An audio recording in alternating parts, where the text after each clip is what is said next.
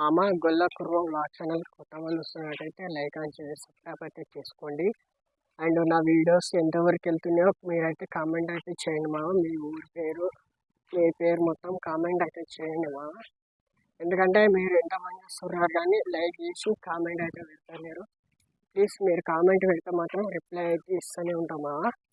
ప్రతి ఒక్కరికి రిప్లై ఇస్తా. ఇప్పటికీ 22 మంది కామెంట్ చేశారు.